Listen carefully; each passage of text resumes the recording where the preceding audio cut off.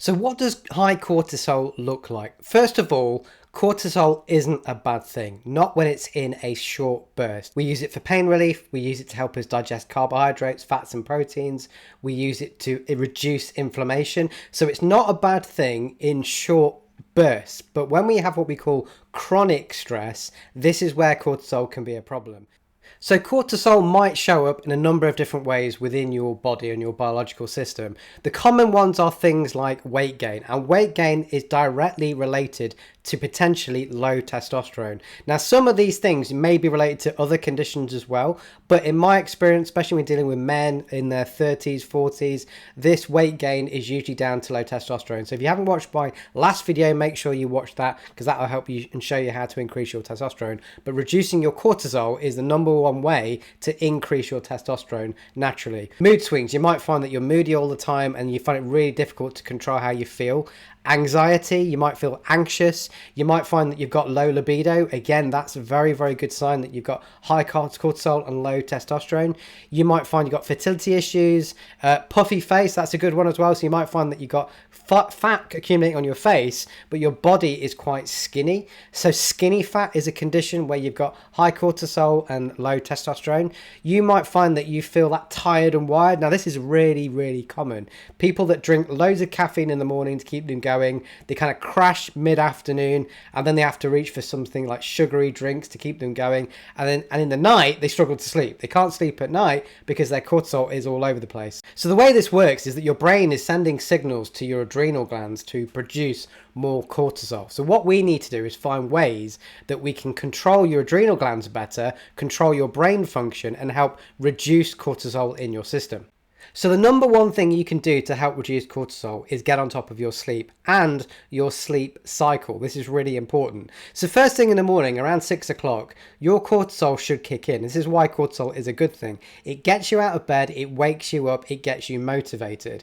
And what will happen is your melatonin, which is your sleep hormone, will stop being produced. So you wake up and you get out of bed. Often people that are tired and wired will struggle to have cortisol in the morning because they'll have high cortisol potentially in the evening, which is why they can't sleep. So they're constantly tired. So this was me back 10 years ago. And what will happen is over time, your cortisol will stop being produced during the day and melatonin will replace that. Why? Because serotonin, which is another hormone, actually converts into melatonin. And how do you get serotonin? You get it via sunlight. So you need to have sunlight during the day to get serotonin, and that will convert into melatonin. And this is how you can deeply control your sleep cycle and get that deep restorative sleep. And this will help control your cortisol rhythms and patterns if you get this right.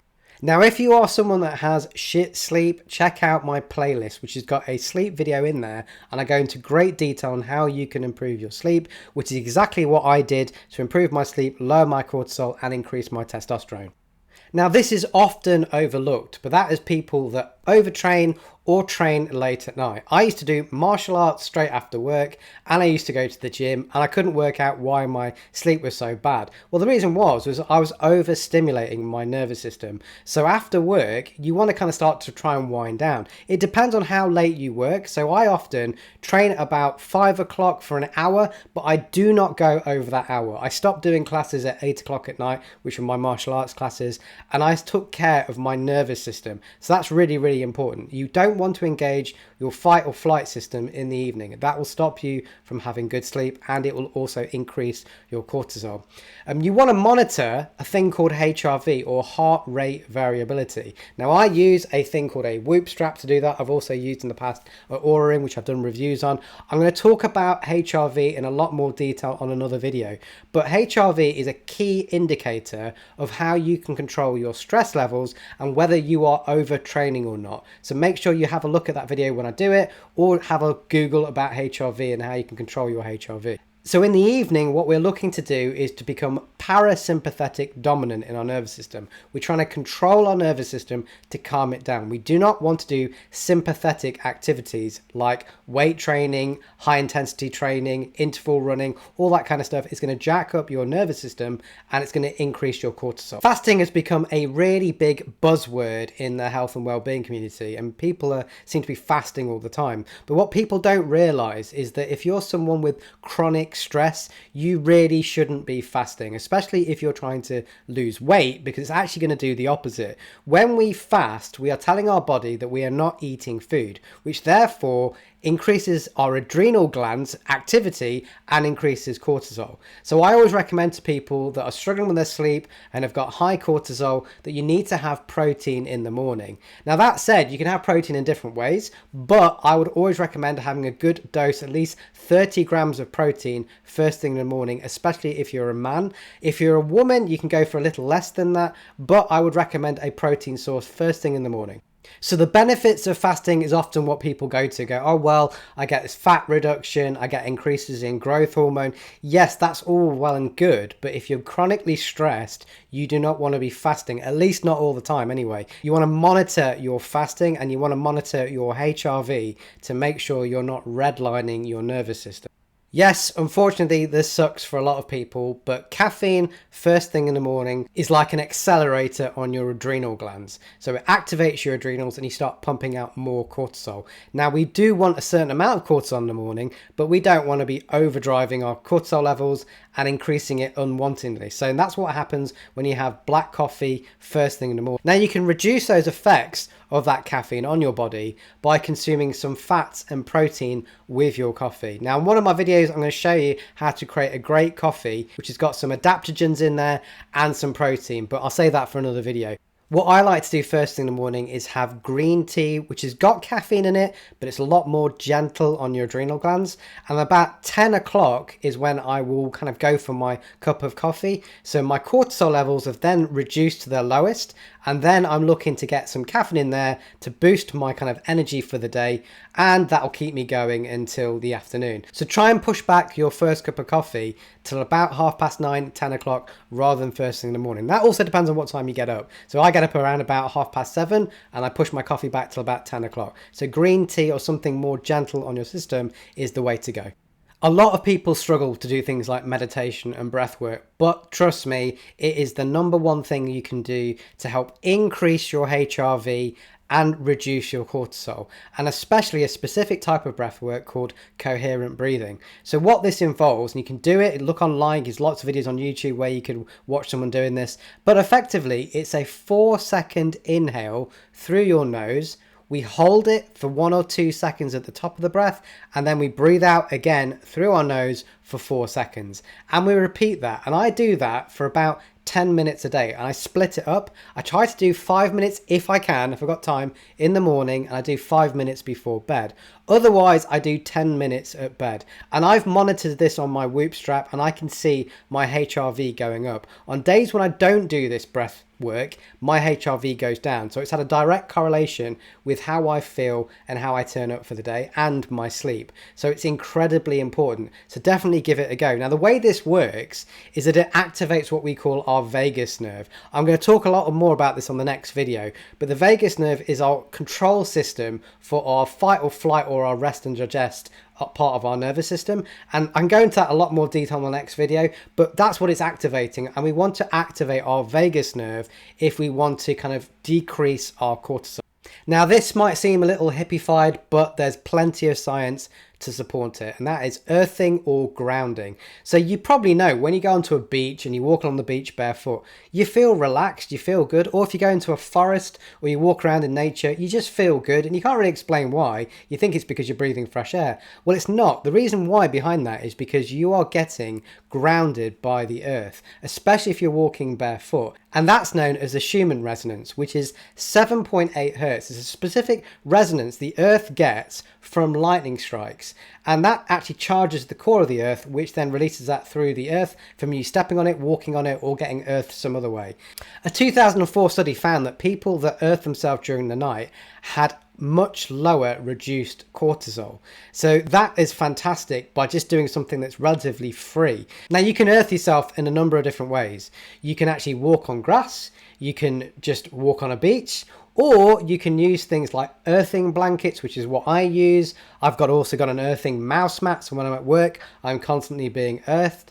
Or you can hack it even further by using a device called PEMF, or pulsed electromagnetic frequency. Now I'll leave a link below to a video I did many years ago on my PEMF device, but it's a device that actually mimics this 7.8 hertz, and you can put it onto your chest or your head and you will feel calm and relaxed. So it's a nice little hack to get this 7.8 hertz or the Schumann resonance without actually having to go outside or earth yourself by being barefoot. Last but not least, looking at supplements. There's some great supplements that can help reduce your cortisol by reducing the amount of activity in your adrenal glands. And I like using what we call adaptogenic properties of herbs. And ashwagandha is one of the most studied, and you've probably heard of it many times. I talked about it on my last video, but it's an adaptogen. So in other words, it looks for what your body needs hormonally and starts to adjust things. So if you're really high in cortisol, it will try to reduce that and help balance you out, to try to get you back into homeostasis, try to get you more balanced. So it helps lower cortisol and helps lower your stress and increases your resilience. So it's a great one to look at. Always do your research though when you're looking at supplements, and look at interactions with other things that you might be taking. Now, phosphatidylserine is another really good supplement. I use this when I've had what I look at being chronically stressed during the week. I've had a busy week at work. I start using it at night time, so I take it with my magnesium in the evenings, and it is a very, very good one for chronic stress. Again, do your research before you start taking any of these things, but it can really help regulate your cortisol levels. And magnesium for me is, like, without a doubt, a go-to in the evening. So before bedtime, about an hour before bed, I always take magnesium biglycinate, and that's the one that I go to help support my relaxation, calm me down, and actually help me sleep better. And I've noticed, I've been taking it for about 10 years now, I've noticed the nights I don't take magnesium, my sleep often gets interrupted. So it's definitely a cheap supplement to go for, and it's very, very effective, and it controls thousands of different mechanisms within your body. And often lots of people that get tested are low in magnesium, so it's definitely a supplement to go for and look at, but again, do your own research. And then other great things you can look at for other good adaptogens. CBD oil is also a good one. Lots of research behind CBD. But other things like chaga mushroom is fantastic adaptogen, helps reduce stress. And also maca powder. So I actually like using maca powder, which is a Peruvian root that grows at very, very high elevation. And it's a fantastic adaptogen. And I like to add that to my coffee. But I'll save that for another video.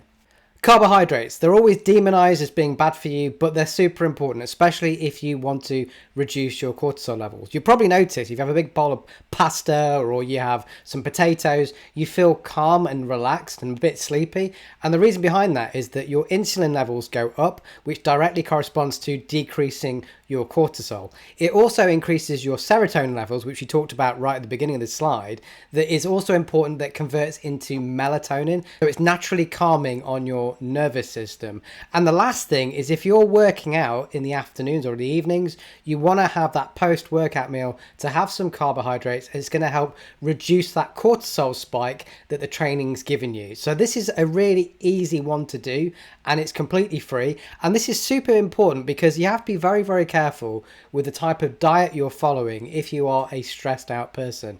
So don't go in something that's low in carbohydrates, like a high protein, low carb diet, as you're going to find that it's going to increase the stress on your system, you're not going to sleep very well, and you're going to increase your cortisol. So that is it for my top 7 recommendations. I can guarantee if you implement just even a few of those, you're going to notice a difference in your cortisol levels and how you feel. If you like this content, please consider liking and subscribing. Please watch out for my next video, which is going to be on heart rate variability, which is one of the key metrics that I look at when looking to improve my health and performance.